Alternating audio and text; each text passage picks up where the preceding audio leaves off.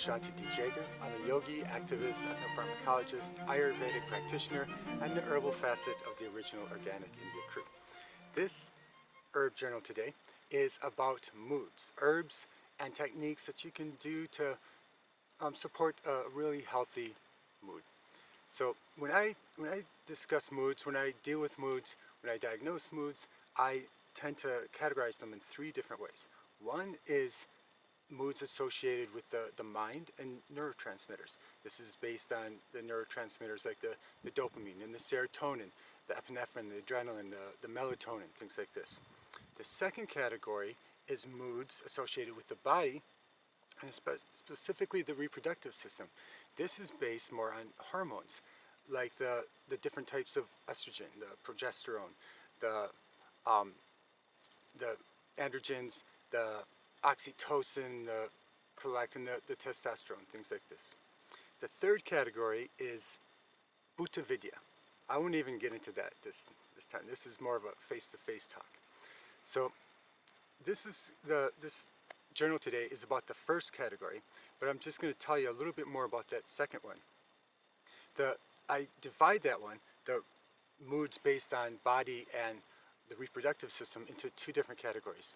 That is what I call full moon moods. This is based on the hormones, but more on the outer genitals and the moods that can come associated with that. The second one is new moon moods.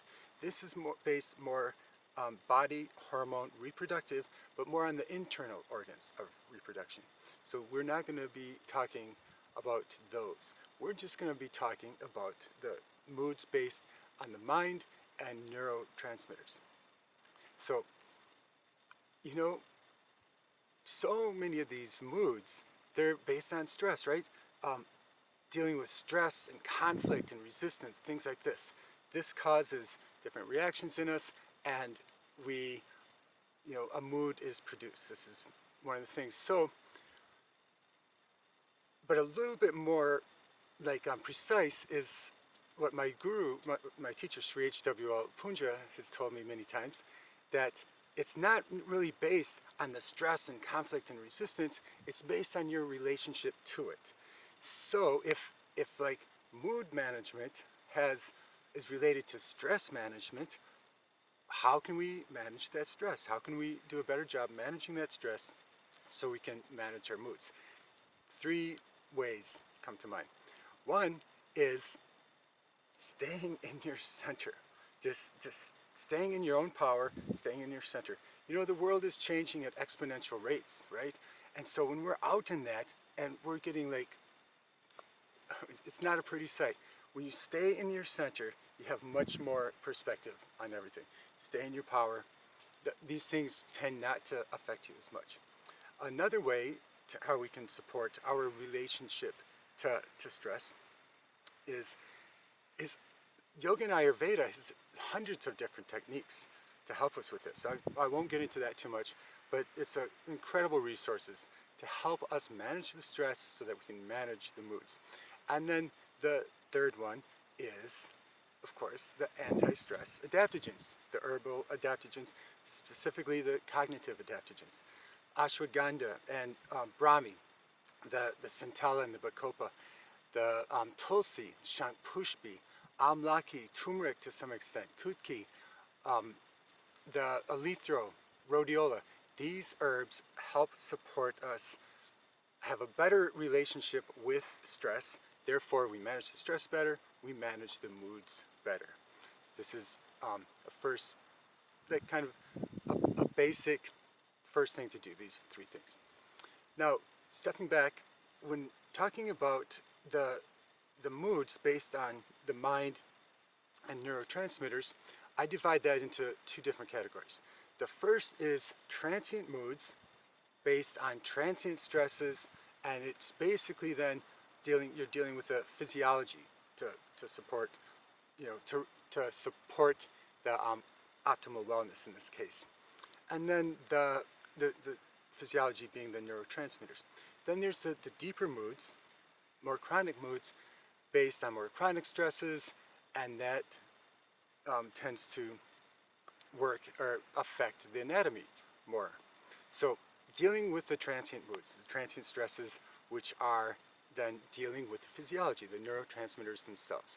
There's different ways that we can support our neurotransmitters. One, we can use nutraceuticals like the 5-HTP and the tryptophan and the melatonin, things like this. Oh, and theanine in green tea is also really good. They're the basic building blocks of the neurotransmitters. And we can support the optimal level of neurotransmitter with that. There's another way is that we can use certain herbs that are also really great at supporting the synthesis of some of these neurotransmitters like dopamine. Mucuna parens is a great herb for this. So it's so easy for the body to take mucuna parens and make dopamine out of it. And then the third way that we can increase the neurotransmitters is actually by inhibiting their metabolism. Like once, if here's like an axon, here's a dendrite, the neurotransmitters are jumping across to trigger the dendrite. And so usually as soon as a neurotransmitter hits a receptor site, leaves it, it gets metabolized. But if we can slow that metabolism down a little bit, then we can, in effect, increase the number of neurotransmitters. There's herbs that can help with that inhibit that metabolism. Herbs like turmeric and gentian, bringraj helps, passion flower, nutmeg, St. John's wort is a good one for this. So these are three ways that we can deal with the transient stresses. The deeper stresses, the more enduring stresses cause the more, the deeper moods. And to optimize our wellness around that, we have to deal and support the anatomy, both the neurons and the receptors on those neurons. So we can take herbs for that. It's proven in the tradition, but also in Western science. Ashwagandha, Bacopa, Centella, lion's mane, these herbs help regrow and optimize our nerves and the receptors on those nerves. This will definitely help with the long-term moods. Another, such an important herb for this is Tulsi. You know, Tulsi helps with digestion at all levels. So, I call like the stomach, I call that noontime digestion. The liver, midnight digestion. But the digestion goes into higher levels. We can have like stimulus come in and we have to digest that into thoughts. Then we take those thoughts and we have to digest that into concepts. And so there's a mental digestion happening all the time with us. And if too much comes in and we can't quite digest it, it causes congestion.